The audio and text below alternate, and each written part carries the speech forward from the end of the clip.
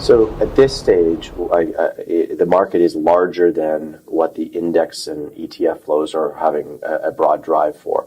No question, as if we continue to see the trends that we're on today for another 5-7 years, we could see an environment where indexing becomes a dominant part of the marketplace. And of course, many prognosticators will say that would be good for active money management. And there's a debate out there as to what percentage of the market would ultimately have to go passive before, active became an extremely attractive area for, arbitrage.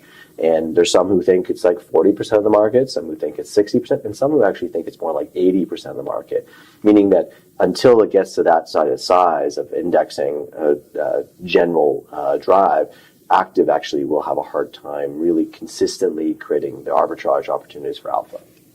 This is a huge issue in our industry. Over the last 30 years, our industry has grown massively, and what is also meant is that boutique type money managers, active money managers who used to run $3, $4, $5 billion are now running $500 billion to $2 trillion or $3 trillion. And so what happens is as a firm gets larger, it institutionalizes just by virtue of the size and scale.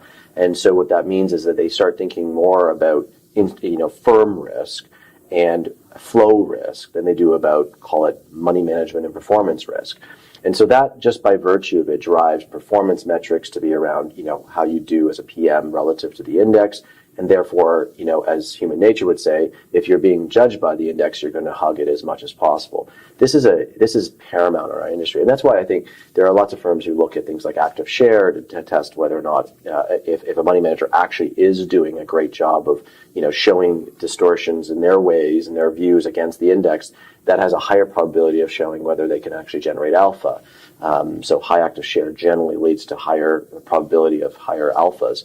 And so it is important to think about these things. But, most of the major firms today, the big firms, look and feel like an index because their PMs are incented like an index. And this is something that every money manager has to or investor has to think about.